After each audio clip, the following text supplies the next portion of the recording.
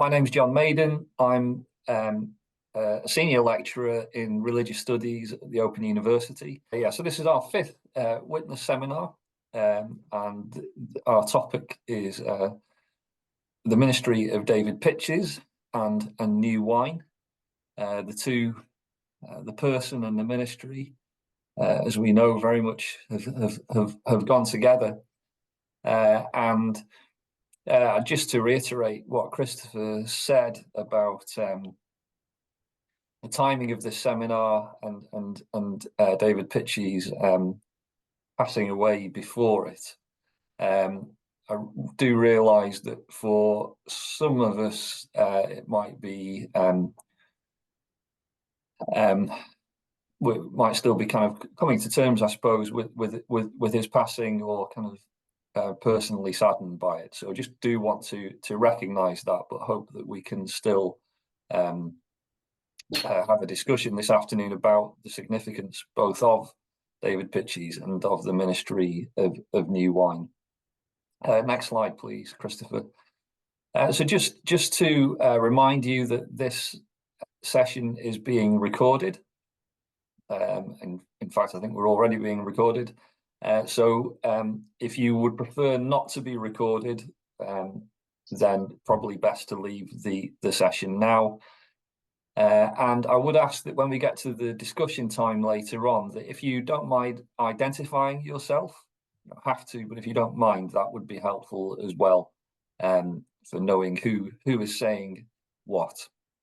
The purpose of these witness seminars really is to provide an opportunity for people to remember and to reflect on particular events or particular people or themes, and that is what we will be doing today. In a moment, I'm going to offer some brief background and context on the ministry of David Pytches, and I'm going to focus largely on the ministry of David Pytches, actually, but also we'll say some things about New Wine, but I'm very much the warm-up act for Alan Price and John Coles, who are very pleased have offered to give some of their own reflections on both Pytches and New Wine. We'll then have probably about 50 minutes to an hour of discussion, which I'll continue to chair, but very much kind of open to you then to share your own thoughts and reflections on this topic. Next slide, please, Christopher.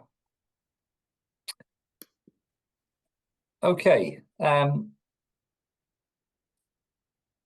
It perhaps be slightly irritating by now, but I'm just going to mention that my interest in this comes from research I've done over quite a long period of time on the history of charismatic renewal, and this was published beginning of last year as Age of the Spirit. And so most of the things I'm going to say now, albeit quite briefly, are taken from this book. So what can we say about David Pytches? I think it's clear from reading his autobiography, that his background is very much conservative evangelical. And I think it's fair to say that this was his churchmanship as he left for South America as a SAMS missioner, and he would become the missionary bishop of Chile, Bolivia, and Peru. Sorry, back one slide, please, Christopher. Following a period of furlough back in England, when on a boat back to South America, his wife, Mary Pytches, had an experience of the Spirit in March 1971. And David Pytches had his own experience soon after. And then it seems as if he was kind of coached in the life of the Spirit, in the gifts of the Spirit, by a lady called Kathleen Clark. I'd be very interested, actually, if any of you knew Kathleen Clark. I think she is quite an important figure in this particular story around charismatic renewal. She was a South American Missionary Society worker as well, and previously she'd been a parishioner at All Souls Langham Place, which is where people like Michael Harper and Martin Peppiatt had been curates. So Clark, by this point, is a charismatic, and she, if you like, coaches Pytches into this kind of charismatic ministry. Pytches witnesses Anglican growth and signs and wonders in Chile. He tells a story, for example, of when he reluctantly offers prayer for the healing of a baby, which, to his great surprise, appears to have worked. In 1977, he returns to England and to St Andrews, Chorley Wood. Now, St Andrews was already somewhat open to the ministry of the Spirit, but largely, I think, fair to say, in a kind of small group setting. But what Pytches wants to see is the parish, and including the parish meetings on a Sunday, to operate more fully in the supernatural. And here it's a case of enter John Wimber. Pytches hears of Wimber's approach through another SAMS worker, Eddie Gibbs, and Wimber and a large ministry visit St Andrews in 1981. Again, if anyone was at that meeting at St Andrews, Chorley Wood in 1981, it would be good to hear from you later in this session. Pytches is significantly influenced by Wimber, and Pytches becomes, I think, an advocate in this country for Wimber's approach of power ministry, of evangelism and church planting, certainly amongst Anglicans, but actually looking at some of the charismatic Episcopalian magazines in the United States, Pytches actually goes over to the United States to tell Episcopalians about this approach to ministry and the kind of Wimber approach. In 1985, Pytches writes "Come Holy Spirit," which really kind of popularizes, I suppose, this Wimber's approach for an English audience. I would describe Pytches as a charismatic radical in many ways. I had the privilege of interviewing him early in the process of writing the book. In the early 1990s, I think based partly on his experiences in Chile, he is one of those who proposes planting across parish boundaries. Now, of course, that is fairly common now, but it was quite controversial then. And Pytches and others were quoted in some of the secular press talking about parish boundaries. The newspapers like the Times were quite interested in the controversy. One of these plants, of course, was Soul Survivor, which planted in Watford, and Mike Pilavacci had been Pytches' youth worker in Chorley Wood, and of course Soul Survivor and Pilavacci have hit the news recently with the Church of England inquiry into Pilavacci's role in spiritual abuse. Pytches' most significant contribution, I think, to charismatic Christianity in England was setting up the New Wine Festival. We're going to hear more about that in a few moments from John Coles, where I think he did much to integrate the Wimber vineyard pattern of ministry into mainline church life. As I said, I once interviewed Pytches. I found him very generous, a mischievous sense of humour. I kind of came away from our conversation thinking of him as something of a kind of charismatic anarchist. He wanted to be in step with the Spirit, and he was willing to push against the boundaries of tradition. Yet, he was also a gifted architect of lasting charismatic structures, and I think that's very important. And let's remember, of course, that Pytches also wrote a book called "If You Think My Preaching's Bad, Try My Jokes."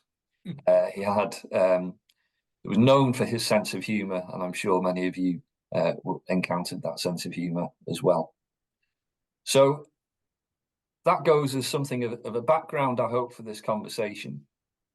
We're now going to hear from two people. First of all, Alan Price, who was based in Chorleywood for quite some time, and then John Coles.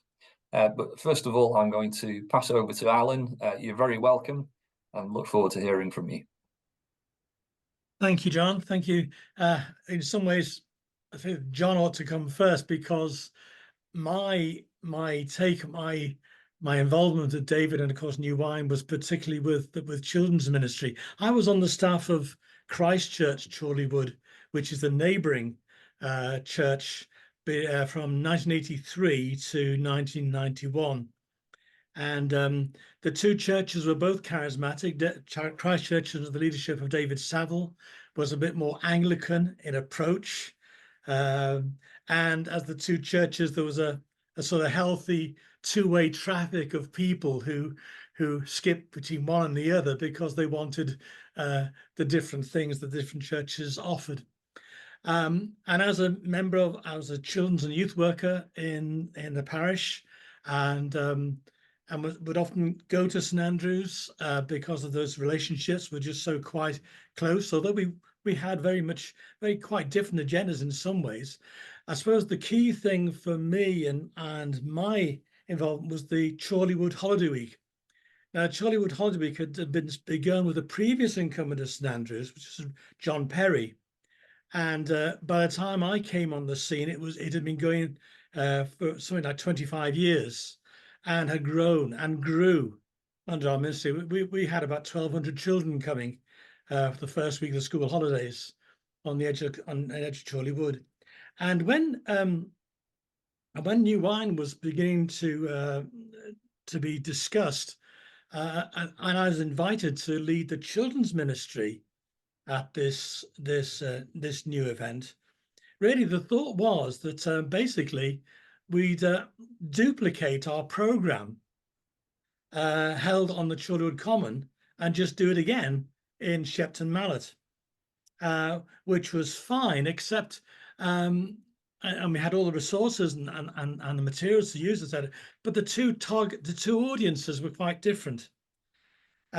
Inevitably, New Wine was drawing on the charismatic sector of church life, and inevitably the children who came were also children who came and had that was their experience. And so, although we did our thing, it was all new, it was great, and had a great team. But I think it was in about the third day that things changed. Now, I've been a charismatic Christian for many years, right from almost the beginning of my committed Christian life, and right through my ministry as a church army officer, I'd always sought to teach children about the gifts of the Spirit and to help them to come into that. But it had never really worked, and if I can use that sort of phrase, really. But it was at New Wine, that first New Wine, one evening meeting. We'd finished our program early. The adults were still going on, so we had to do something. So we said, well, let's just sing some worship songs. And we chose adult worship songs, simpler ones. And to our astonishment, we saw children going into worship mode with eyes closed and hands raised, something we'd not witnessed because we were doing a children's program as such. And really, that was the start, and as if God had said, right, now is the time. And it began a relationship and a kind of program that as we were concerned, was just so dynamic. God was doing stuff with the adults, but he was doing it with the children too. And that for me was a great thing all the time. David, and I don't think you can mention David without also mentioning Barry Kissel, of course, because David and Barry were almost like Laurel and Hardy, in the sense that they were the dynamic comic duo. They bounced off each other, but they weren't out. They weren't in competition in any way. They were complementary, and they both had this wonderful, unique way of doing things. And so I felt it was a great privilege to be invited to do this with them, and we got on very well, and we saw the things that were happening. We gathered with the adults, God was doing with us in the children's ministry. It's very hard for me to know what to say, because I could go on at great length in this, you understand. But I think what I would say is something, one of the most dynamic things that happened one year that many people say when they talk about those years was the year when the children, we invaded the adult meeting one evening. This had come about because we'd had a prophetic word, and had this picture about this sea of red flowing from the children's pavilion to the adult one, and the children they all had these red T-shirts, and that was there. And so we rather secretly planned a surprise. We'd planned it with the chief steward at the time, and we prepared it so there would not be chaos. We knew exactly what we'd do, and we do it in an ordered way. But we just wanted to bless the adults, and at the given time, we processed over. We would hush hush, and the worship had finished, as it were. Barry or David were going to speak, and then the doors came on, and in we came, flooded, and the children, as instructed, took their place surrounding the adults. I went on the stage. Barry and David were a bit sort of nonplussed at this, and I just said, "We've not come to entertain you, to sing a nice song. We've come to bless you." And we invite the children to do what they'd learned to do, how to pray for the Spirit to come. We called it drain piping, or hands-on praying, and they stretched out their hands, and we invited the Holy Spirit to come, and he did. Now, I mention this because so much happened, but it actually caused some bad feeling in the end between myself and John and David and Barry, because they felt I'd crossed the line. John, you mentioned that one of David's thing was about modeling good charismatic practice in the church, and as far as he was concerned, that meant everything had to come through the leadership. Now, because we had planned this as a surprise, not as an act of anarchy and shock and sort of look at us type of thing, it did cause some friction between us, which took a little while to heal. But it was healed. There was forgiveness, and but again, it was a reminder of what David wanted, and I can only say the kind of support the support they put, the investment they made into the children and young people's ministry was, as far as I'm concerned, outstanding, and I think it paid dividends in so many ways. As I said, I could go on at length, but I feel I've probably said enough at this stage. Thank you very much, Alan. That was very helpful. John, are you here? Yes, you are. Hey. Friends, thank you. This is it's wonderful to reflect on what God has been doing over decades and reflect on it together. Thank you for the introduction. It is slightly strange for me, having spoken at David Pytches' service in Chorley Wood in December, and he was to me really a real father in God. At a time when the role of bishops in the church is really being seriously questioned, he was my bishop without being my bishop. So not in any way. I didn't have a formal relationship with him, but he played a very significant fathering role in my own personal development and in my understanding of church leadership. He was a pioneer in many things, and I learned many things from him. And I'm going to start, if I may, by remembering one of the talks he gave at one of the New Wines, where he used Hebrews 13 about Jesus suffering outside the gate. Therefore, let us go to him outside the camp, in a not necessarily highly conservative evangelical expository way, but to talk about the way in which we may need at times to be outside structures that confine in order to achieve what God really wants to achieve. And to me, that was, in a sense, a slightly defining talk in my understanding of who David was. And it also, that verse goes on to say, and bear the reproach that he bore. So he was prepared to be radical and prepared to be opposed or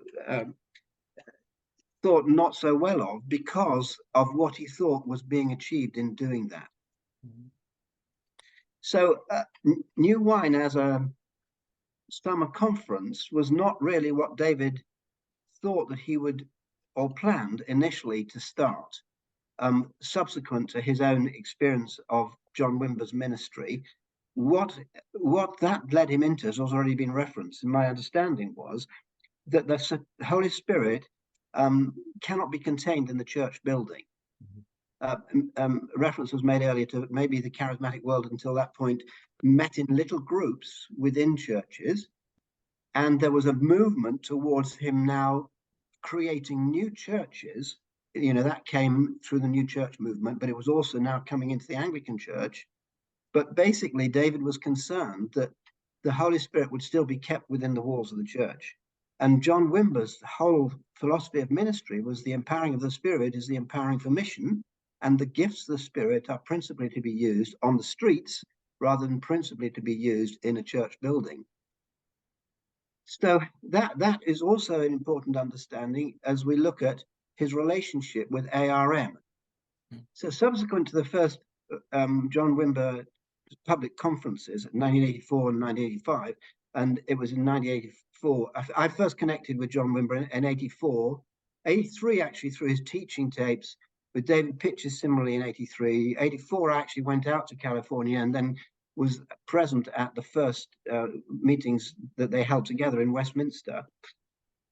David, after that, tried to gather people who seemingly wanted to pursue an understanding and practice of that ministry, and to gather them, first of all, at Chorley Wood.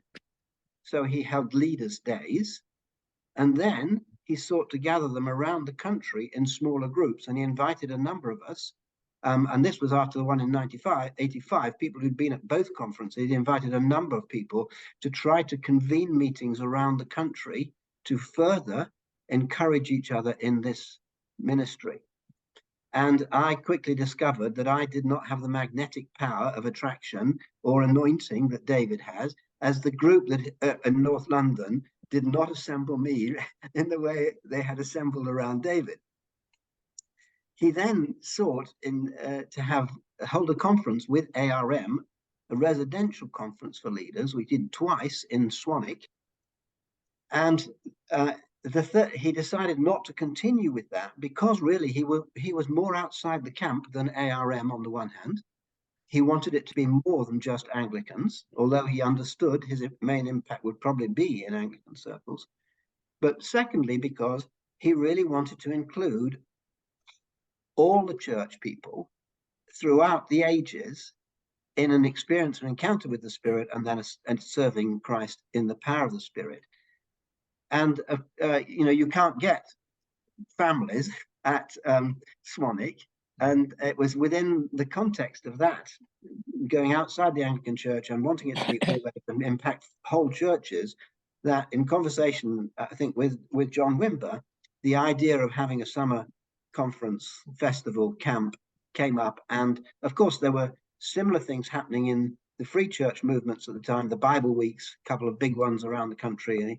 And I think he particularly was aware of one down in Cornwall, and then in 1989, therefore, he called the first one in Shepton Mallet. So you talked about him being a good architect of a good charismatic practice. Obviously, he didn't quite know what he had no idea, he says, what he was taking on board, how many people would come. But he did sensibly write to numbers of church leaders around the country and asked them whether they would help him to finance this ahead and give him £1,000 each in order to make sure that the thing wasn't going to be a huge financial strain on St Andrew's Chorleywood, and also to gain traction and ownership and therefore full participation. And some of those churches were ones that really then brought numbers of people to the first New Wine. I think all that Alan has said around the children, I would echo entirely. Our children still remember it's an adventure following Jesus with great awareness of the presence of God and the joy at the same time. They still remember drainpipe prayers, as a way of helping children to pray and really minister to each other in the power of the Spirit. The impact upon the group of people that we took from our church in North London was immense. Up until that point, although I had taken some to the leaders' days, and we'd had by that stage probably 3 visits from vineyard pastors for weekends with teams, actually being together for 7 days with all ages present, came back with a fresh vision of who God is, what the church can become, and what the ministry of the Spirit really is. And so there was new faith and new confidence. That was the impact upon us as a local church. David's comment around the leaders' days that he did prior to that was he discovered that not all leaders are able to pass on to their churches what they themselves are learning. And so that's why he asked leaders to bring people with them so that together they might learn it. And I think that was again, a really good strategic understanding of how to pass on something that he himself had learned.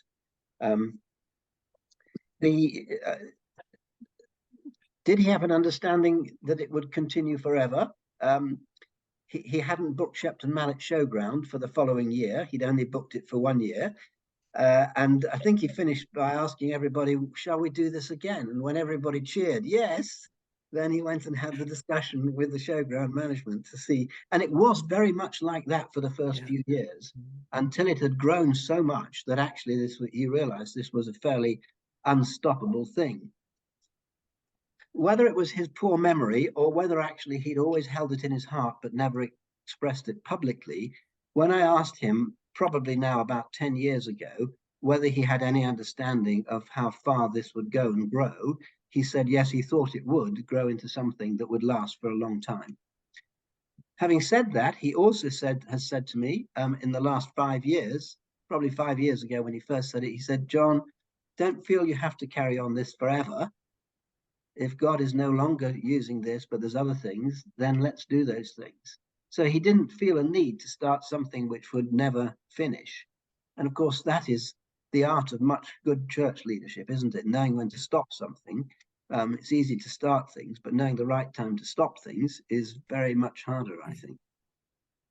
So coming back then to his real legacy, he obviously, having run the conferences for quite a long time, then also alongside that was running 3 days a year as training days for leaders at St Andrew's Chorleywood, and hundreds would come from around the country to those days. And at the same time he was running,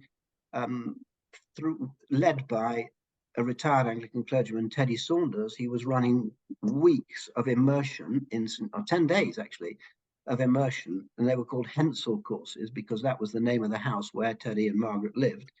And people hearing about what God was doing at St Andrews were coming not just now from the country around England, but also particularly from Scandinavia, from where travel was easy. So numbers of Lutheran and other independent church pastors were coming from Norway and Finland and Sweden in particular. And Bruce Collins, began to respond to invitations to go to those countries to invest time and prayer in those leaders. And so Hensel courses, although they were now called New Wine Leaders retreats, were then started in numbers of different countries. There's countries I've already mentioned. Denmark had some, Canada, USA, South Africa, New Zealand, Australia. I traveled to most of those places with Bruce as we did that. So that it was his investment in leaders, and then from leaders to the whole churches, that really David started, which was the thing that enabled New Wine to continue. In some of those places, there've never been summer conferences, but there are annual leaders conferences for re-immersion in that encounter with God in worship, that exposure to the ministry of the Spirit, and that commitment to going back to mission in the power of the Spirit in the local place.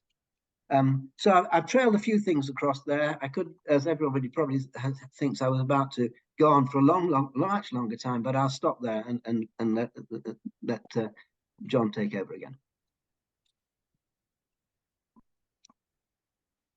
John, thank you very much, and Alan. I learned a lot from those two contributions, so thank you. I think in both reflections we've heard about this idea of modeling good practice. We've talked about the Pytches approach to leadership in that. I think it was Alan who talked about this idea that it was the responsibility of leaders to test what was happening and to ensure that there was good order. We've talked about the need, Pytches' desire both to see, I suppose, charismatic worship and practice inside the church, but also outside of the structures of the church as well, which I think is very important. And also, you've both touched in different ways on the ways in which we might think about his legacy. So, Christopher, if we could just go to the last slide.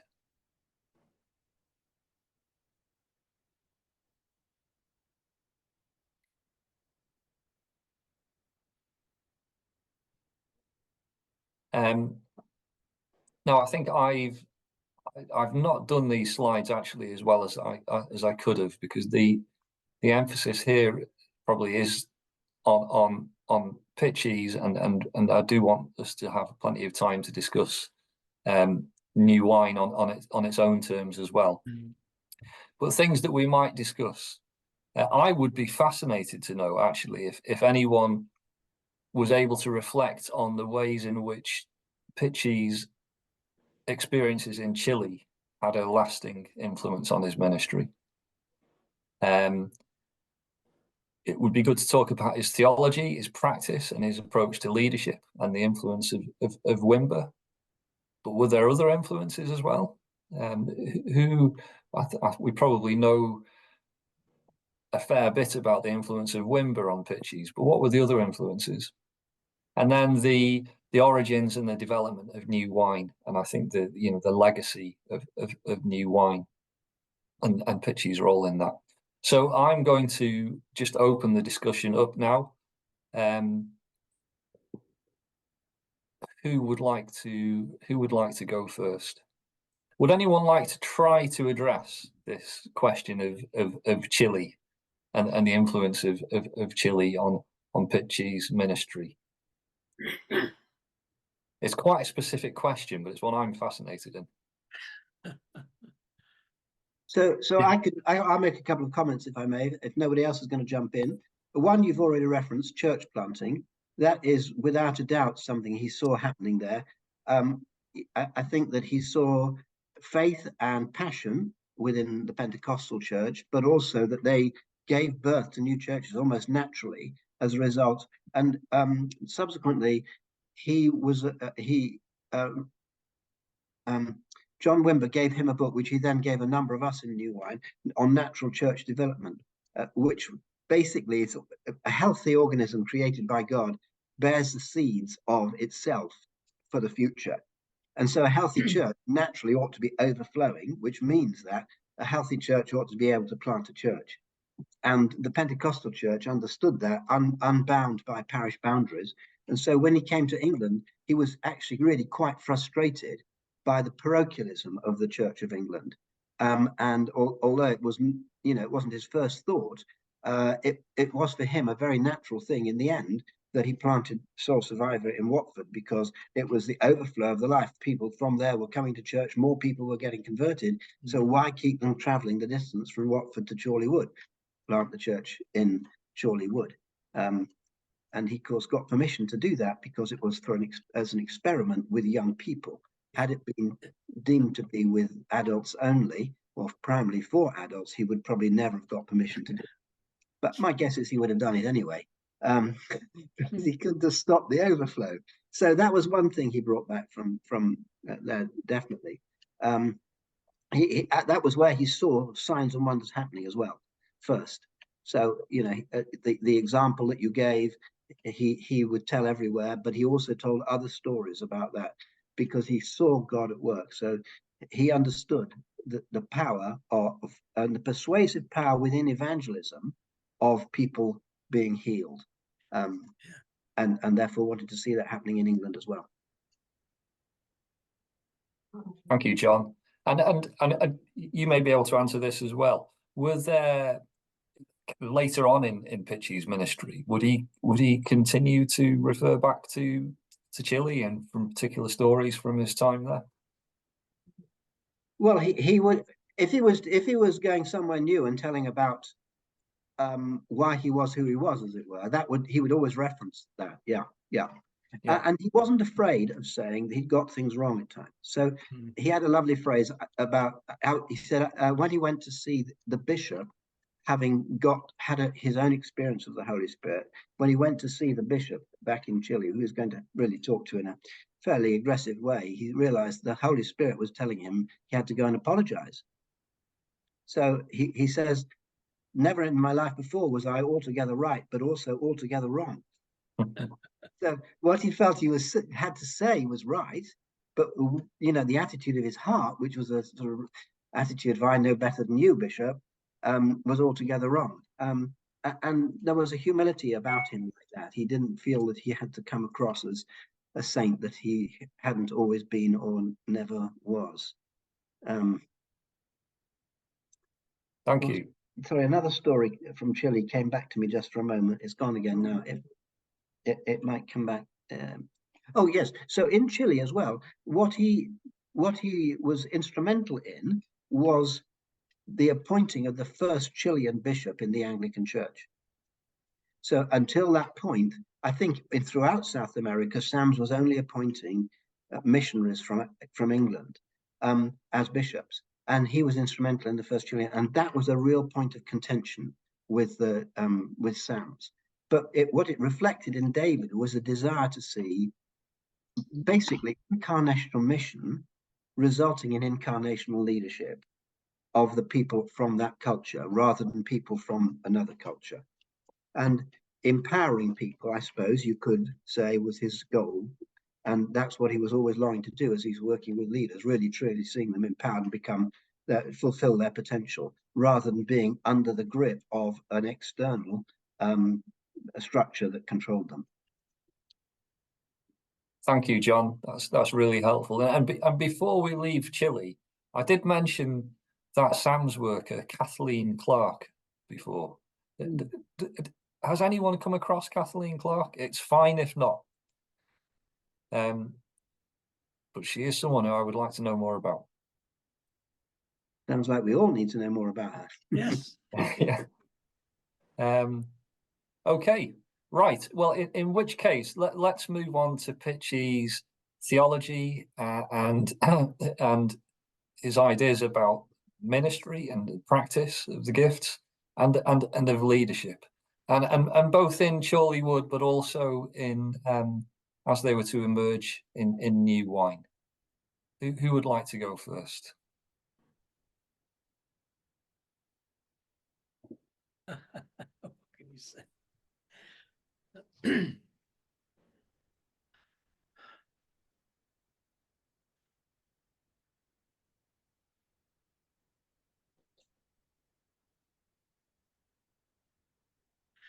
I think it's embarrassing that you know, because my focus, I was just a visitor to the adult work. It was only probably in the parish when we used to do our moving over to various leaders meetings and whatever, that I would see him in that context. But it's he was in some way. I mean, I remember someone saying many years ago, said that many charismatic churches are led by a dictator, and in some ways, I understand what it said, that but why that was said, because David, he believed he had to do what God told him to do, without a doubt. And he said, if you're not for me, that's fine, but don't do it here. He really wanted people to come on board and to trust him in his leadership, even though he knew, as we've said, that he knew, you might always get it right. And as I said, and it was, for me, as I said, it was always that dual act, as it were, with him and Barry, because they balanced each other in that.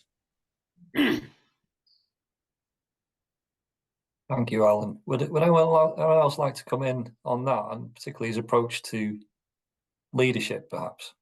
Dare I come back in again? You please. I really don't want to speak when other people are wanting to speak. So a comment about his understanding of the use of the gifts of the Spirit. He often used to talk from Corinthians about everything must be done decently and in order. Yeah.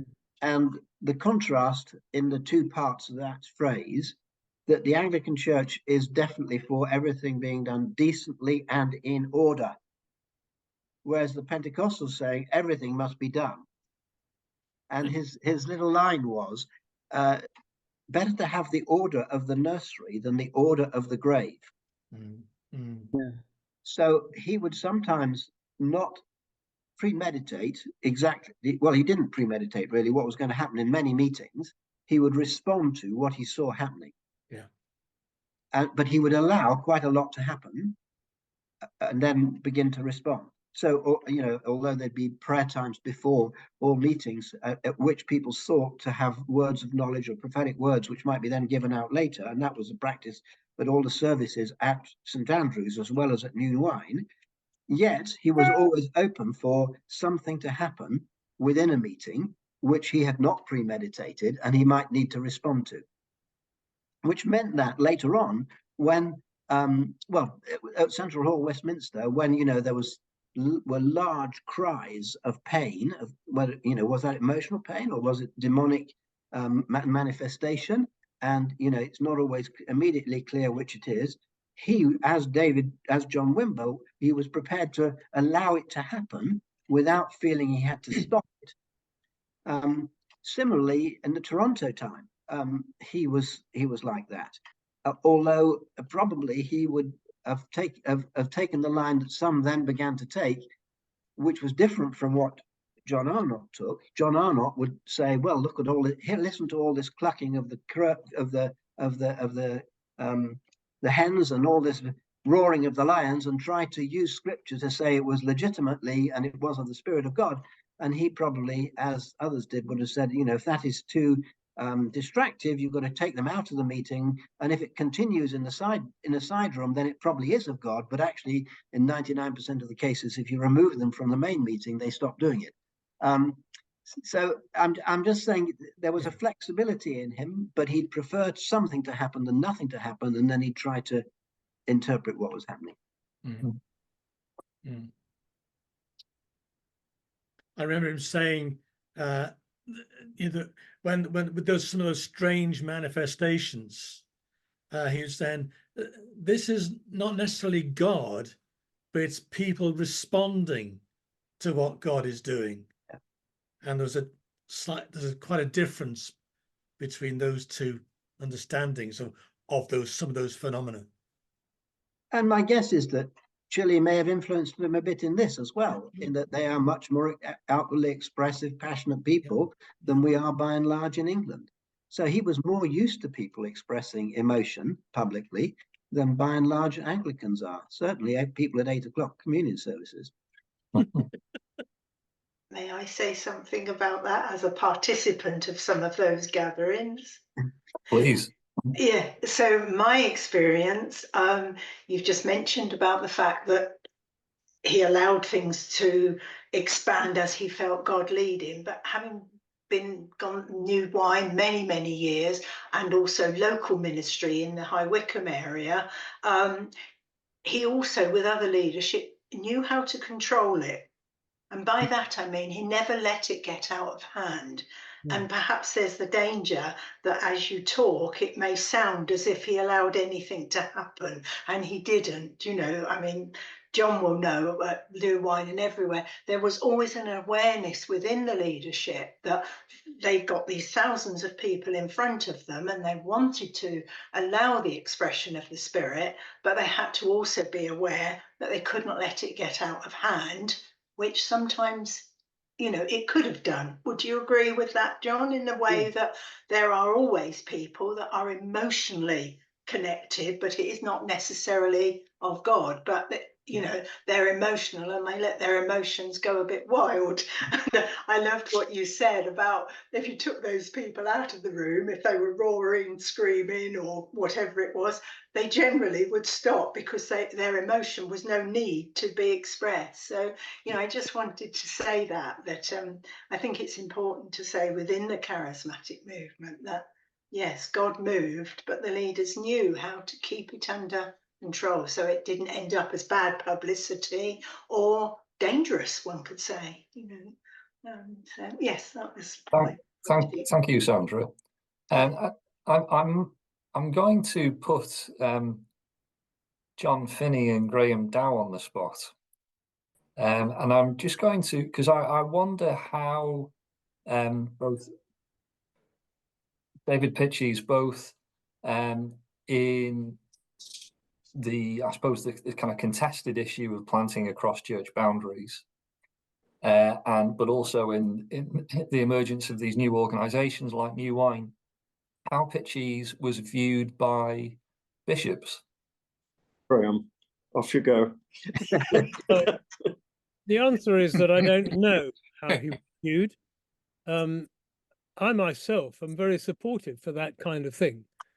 And I'm always interested in pushing boundaries, not least on things like lay people leading communion by extension and things that are frowned upon. So I've pushed boundaries myself and would be very supportive of David pushing boundaries. I'm glad he did. And he was a major factor in the fact that in due course, the Church of England came to accept the possibility of churches planted in other people's parishes. And Michael Langrish, I think, took that through the synod very capably. One thing I would say about David, who I loved, in the early years of New Wine, I wasn't really involved, partly because I'd just become Bishop of Willesden. And in my final years in Coventry, from up to 1992, I was absolutely clapped out. And so I missed a lot of the early years of New Wine, but later came into it and met, of course, spent time with David and Mary. One thought I did have, I think David was quite cool about deliverance ministry. Because God had led me to explore that quite a bit, I noted that he was relatively cautious about it. Yeah. If I can come in now, I think the thing which I found of most interest is the difference between ARM and New Wine. And the fact that I had completely forgotten that they had two conferences together, and then they felt they were going on different paths. it would certainly be something which is very much something to be teased out, I think, because there was a different pattern of charismatic renewal in many places, as opposed to the Chorleywood New Wine. And very often this was based on a particular city or town, which had its own particular pattern. This was certainly true in Nottingham and Leeds, Sheffield, and Lincoln, that I know well about. I think on the issue of David, the only thing I can add is that in the late 80s, early 90s, the issue of church planting became a very, very vigorous one. David planted a church without asking permission of either the bishop or the local parish priest, and inevitably this caused a money eruption. The Church of England set up a inevitable committee to look into this. I was personally involved in this, and the chair was Pat Harris, who had himself been a bishop in South America. And it basically came out with the conclusion, typically Anglican, that I suppose this could work sometimes, but for goodness sake, be careful. And it's very noticeable how the later report in 2006, which came out very, very much more strongly in favor of church planting. And of course, we see this to this day. So it's interesting to see how David's initiative pushed the issue into the Church of England and made us have to face it. And certainly he lit the touch paper. And I'm well aware that he personally received a good deal of abuse because of this stepping over the holy ground of the parish boundary. So we owe him a lot for that, I think. John, would you like to come back in? Thank you, John. Yeah, I think that is probably true, John. I remember him at one of the leaders' conferences in Chorleywood. He delivered a paper, and unfortunately, it was literally on a bit of paper in those days, and I can't find a bit of paper now. But he said that the Church of England has only ever changed as a result of people breaking what is a perceived law at the time. And amongst other things, he referenced, for instance, Anglo-Catholic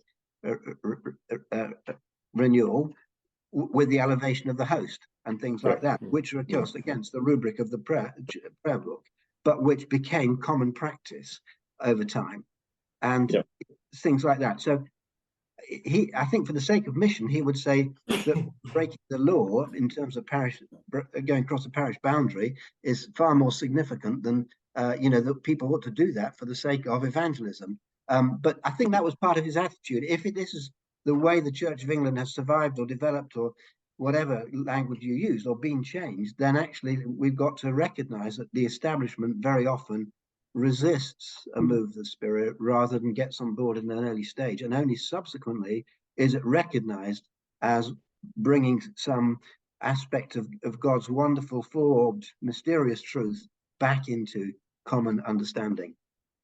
Yep. Can I comment again? Please.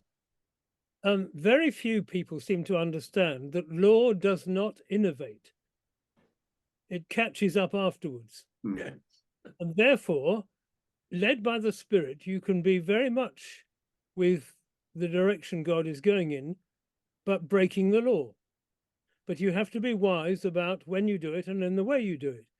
I've been saying this for years, actually, because so many people think law is too important and don't realize that it does not innovate, ever. So the art is to be able to break it in a wise way. And I mean, there are other examples like wearing no robes. The rules about that were broken for years. Yeah. And now, of course, everybody's allowing it. So there are lots of examples of where law has been broken in the direction of travel that God was moving in. I just wish more people would say law does not innovate. Mhm. I think more will now. You said that on this call, Graham. It's a wonderful phrase. John, you really must find that paper. Kathleen Clark. Oh, please, yeah, Kathleen Clark. Yep. David. No, I said he must find her. Oh, and fine. Well, if anyone can locate Kathleen Clark, that would be wonderful as well. Well, I'm sure we could ask Mary Pytches about Kathleen Clark. I will do that. Yes, yeah, good idea. Please. Okay, I think one of the I'm going to go to David Hughes and then Richard Hill. one of the things I admire deeply about David Pytches is his immense courage. I think he's a man who really, like Jesus, I only do what I see the Father doing. I think he had a real focus on God, what are you doing? And discerning what he was doing and going for it. He's a leader among leaders. Yes. Yes, and can I further comment on that? That we live in an age where, in some ways, big is beautiful, Yeah. and we talk about planting resourcing churches, and of course that naturally excludes lots of village church leaders, for instance, or really urban deprived church leaders, where the idea of being a resource church is just not part of their thinking or future. So he didn't believe in mega churches. No. To him, size didn't matter. It was healthy church that mattered. And I remember him saying to me at one stage, it was on an occasion where somebody was going to move from a mega church or had moved, and they were looking for somebody to take that person's place, not an Anglican church. And he said, that is such a difficult thing to replace one great church leader who's able to lead thousands with another who's able to lead thousands. And I think that's why the Anglican Church is potentially so strong in only having buildings which on average will hold about 300 or 400 people. You know, you have to plant then, you have to multiply leadership. You're not looking for megastars. More people get to be involved. All of those things were part of his philosophy of ministry. Thank you, John. Richard Hill. Yeah, I was just going to say on the question of law, David, I didn't interact with him a great deal because I was in the north, but he would have lots of little snippets as to how to sort of get around the system. Like he would say, do one service according to the book and then do what you like with the rest. And the Come Holy Spirit book is full of sort of tips on how to integrate charismatic gifts and ministry within a sort of fairly traditional framework, but just moving things forwards in a way that carries people with you. And I found these odds and ends that he often spoke were actually like gold. Thank you. I think we're into the last 20 minutes or so. So I think we'll shift our focus now to New Wine. And any comments on the significance and the legacy of New Wine? It would be good to hear them. And also, thinking back to John Finney's comment, perhaps trying to tease out some of that relationship between New Wine and ARM, and perhaps those kind of, I think, quite distinct but overlapping networks. And the dynamic there. So who would like to go first?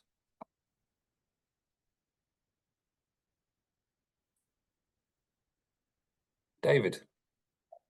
I just wonder whether some of it is due to the personalities that were leading those movements. I mean, David was a missionary man and innovative, and as Graham said, Lord doesn't innovate. And someone like Mike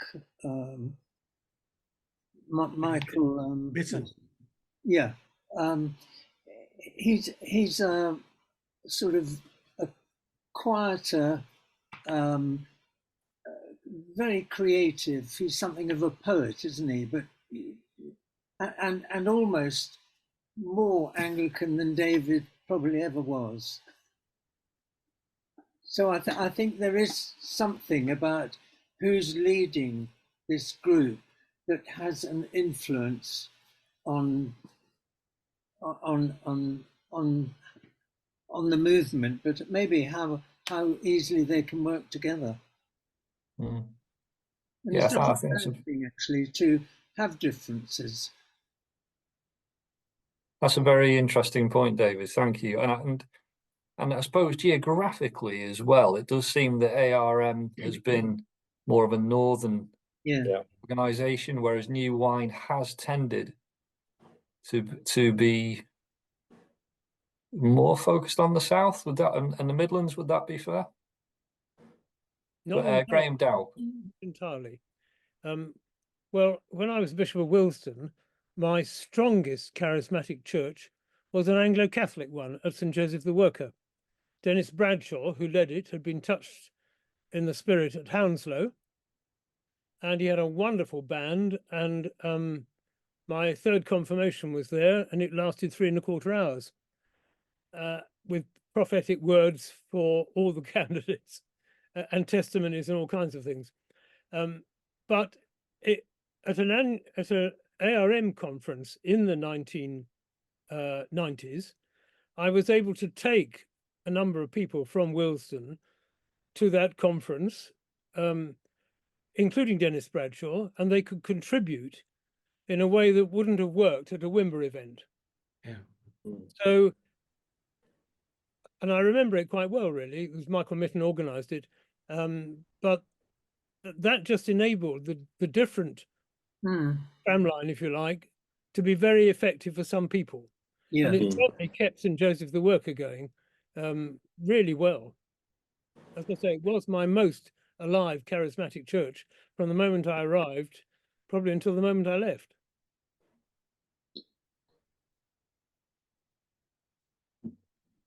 Yeah.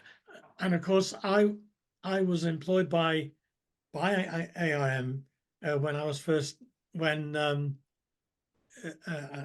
seconded to New Wine for that week of the summer. They made sure they paid New Wine paid for it, mind you, but so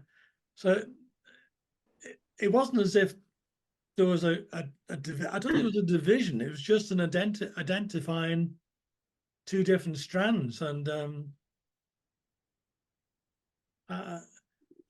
but again, as someone said, that whereas I find it interesting that New Wine in the Christianity magazine, etc., when they did their summary of summer conferences, they would always say that New Wine was the Anglican one.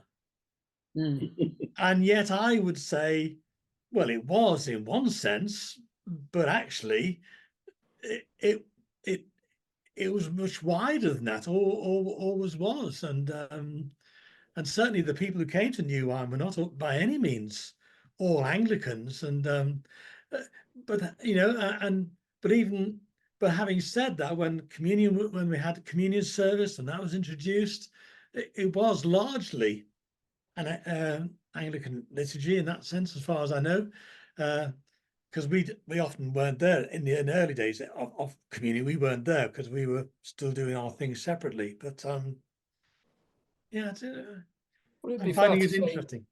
Fair to say that New Wine kind of self-identified as kind of card-carrying evangelical more so than ARM may have done. ARM is probably kind of a broader Anglican identity. Yeah. And I'd be interested as well to know, and perhaps John Coles, you could speak to this, what proportion of New Wine attendees were or have been Anglican? Oh yes, I see. I'm referring to stats from quite a long time ago now. As I say this, we haven't been very good at stats in the last 10 years. But going back to before 10 years, probably in the network of leaders around the country, it was something like 75 to 80% Anglican. But at the attendance at the summer, it would be more like 2/3, 1/3. So Right. more people not Anglican proportionally in the summer conferences. I think there's a cultural and an age thing going on here as well. That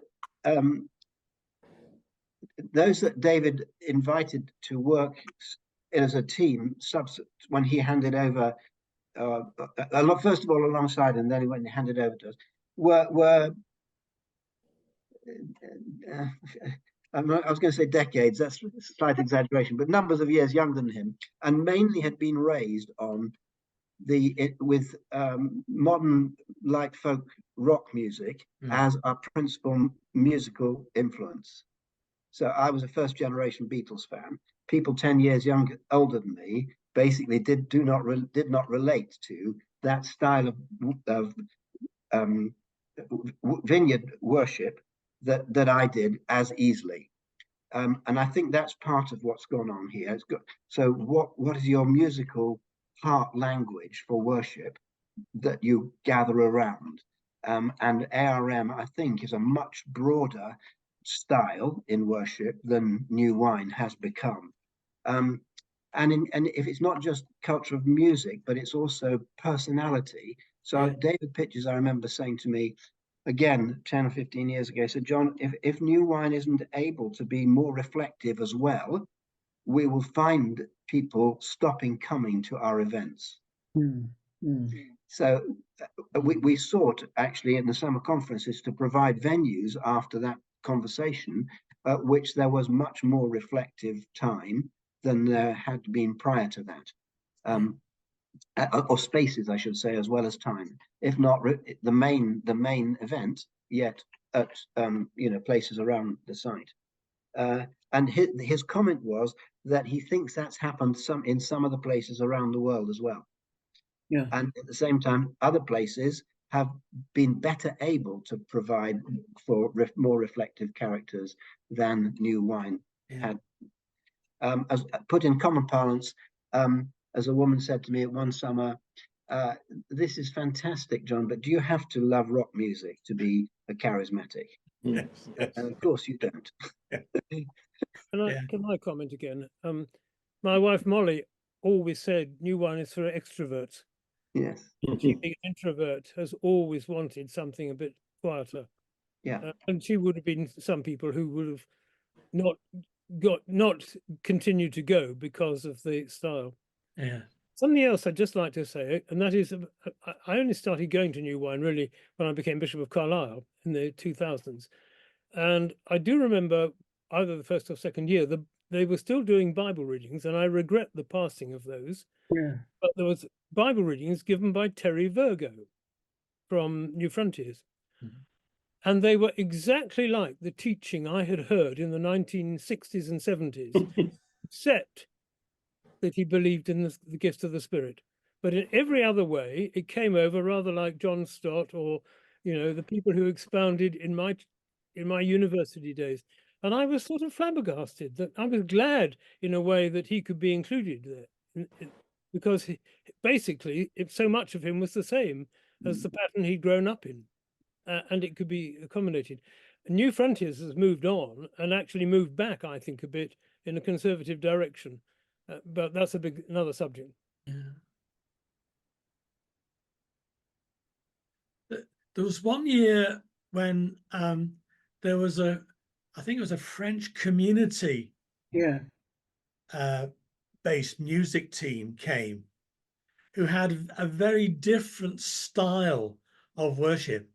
And I know some of us who knew about that thought this was so lovely and so refreshing. Yeah. But it was interesting. They only did it 1 year. Well, they did They were 2 never years. invited back. I think it was 2 years. I think they did Was it 2 two? years. Beg your pardon, John. Yeah. But I think they were exquisite.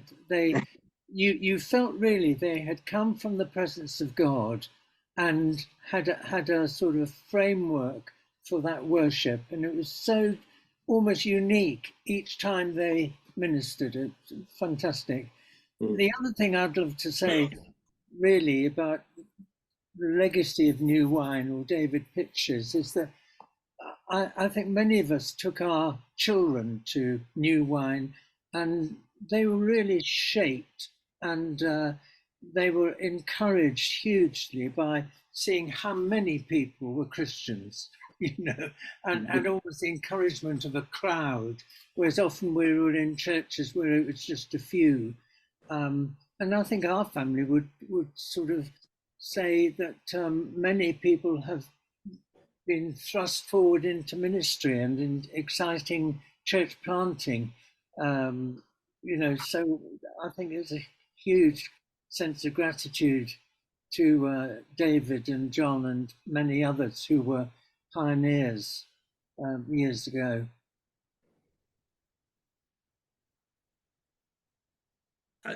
Another little reflection, if I can just add this, that I thought of in preparing for this morning was today rather, was that I'll always be grateful to David and the New Wine leadership for investing in the workers. Yeah. We had a workers' celebration when those who just worked their guts out for many hours, they were able to receive from David, from Barry, from the music team at the time. And it was, for me, it was one of the most wonderful things, the privilege to have that for the team as an expression of thanks in attitude. And again, I'm just so grateful for David and for Barry, etc., for just doing that and doing it willingly. It's great. Thank you, Alan. Yes. Sandra, I was only going to add a little thing, just simply from the fact that I was not in leadership, I was a participant at all these events, and it's just suddenly struck me, right as I've been listening, I was middle-aged before I came to Christ, and the church that I went to, Holy Trinity in Hazelmere, which is not that many miles from Chorleywood, it was I started to go in like 82, 83, and it was several years before that Barry Kissel and David Pytches had come into Holy Trinity Hazelmere, and probably St Andrew's, Hatters Lane, and different ones around the High Wycombe area, and opened the door to renewal. And I wouldn't be the person I am today if I'd not gone to that church and become the Christian, and the experience I've had by New Wine and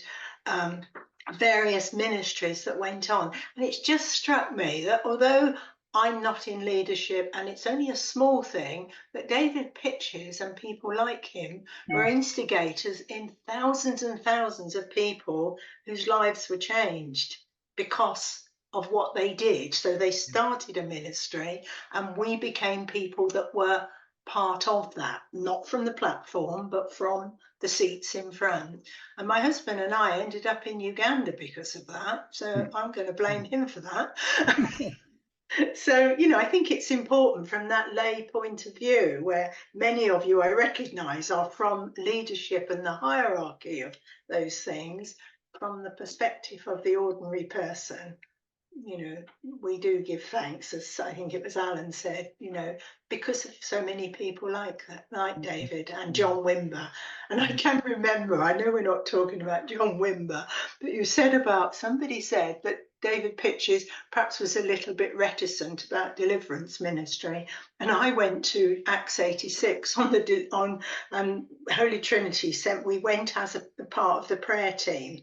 And when we were all gathered together before one of the main meetings, David had organised a lot of this, and everybody began to get cold feet and panic over the fact that perhaps all these thousands of people were going to end up, what would we do if, you know, there was real deliverance ministry? And David stood up and said, get a grip, you people. Who do you think is in charge, you or God?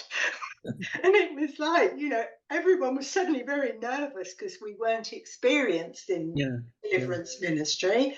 But you know, just lovely. Get a grip, you people. Because, you know, God is there. It worked in the end. It did work. Thank you, Sandra. As you were speaking, I mean, we've spoken a lot about David Pytches in this seminar and about New Wine, but I was just wondering about the role of women in New Wine, and you know, but both from in terms of speaking, but in other leadership roles. How has that changed over time? You'd have to ask the leadership men there.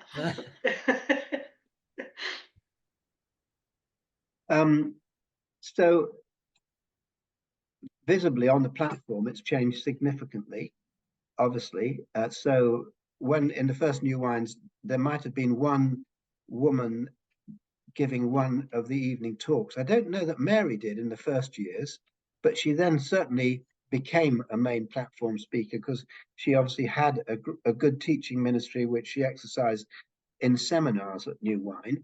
And as she developed her own skills in basically helping people in personal development and inner healing, that became a strength which was very, very helpful to many churches. And she would run retreats for people and days of training for people separately from David in that area.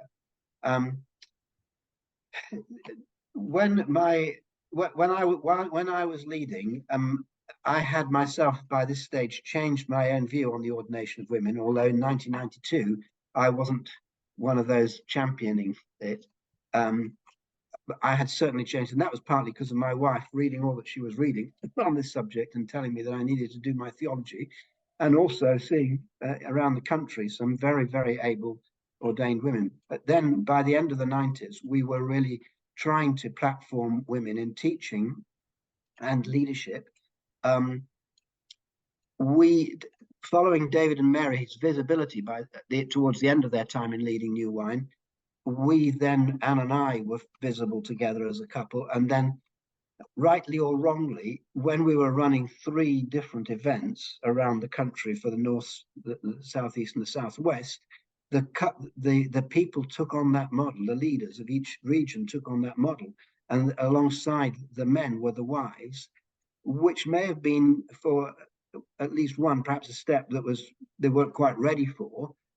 But all the time we were deliberately trying to find women that would be able to lead seminars, lead sessions, etc. And I think now about maybe 5 years ago, there was quite a lot within one of the national public Christian publications about the imbalance of male-female speakers and leaders. And within that, New Wine came second in terms of equal numbers. I can't remember which the top one was. That's probably quite a good thing. I can't remember which the terrible, the ones that were very, very uneven were. But so over the years, therefore, we deliberately made a significant transition to, you know, where we're at today.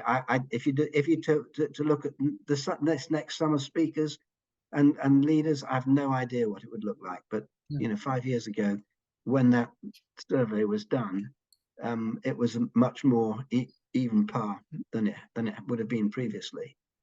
It is interestingly not that long ago. Sorry, go on, John. Well,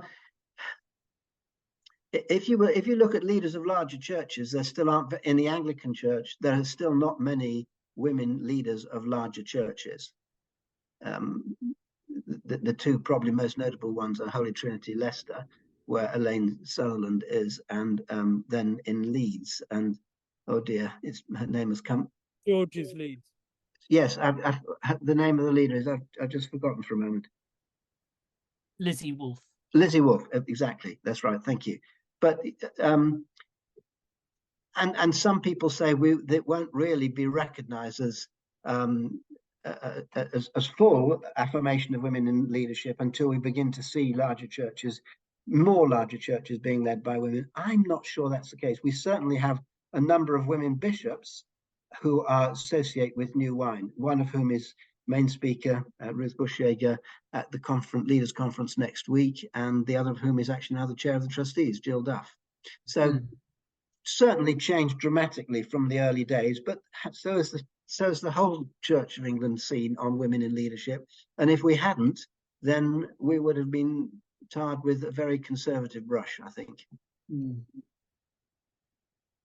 It is interesting because New Wine has spanned, that period pre and post women's ordination, how it's responded as a festival. I'm going to go to David Hughes, and then we're going to, I think, wrap things up. So just prompting Christopher, I'll hand over to you at the end. But I'm just David.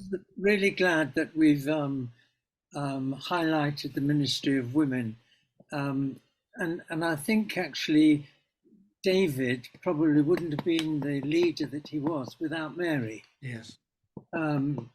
She was an astonishingly gifted teacher, and he really gave room for her. And I think most leaders, whether they're women leaders or male leaders,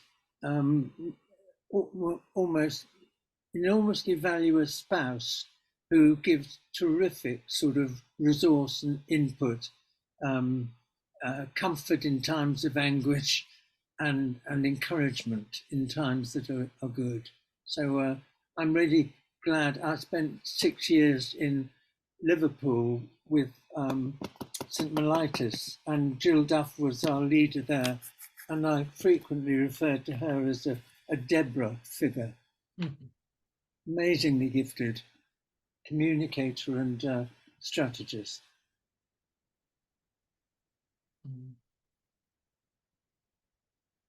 And of course, Mary Pytches was baptized in the Spirit before David Pytches. Yeah. So I'm going to hand over to Christopher now. Thank you, everyone, for your contributions. It's been a really good hour and a half. But Christopher.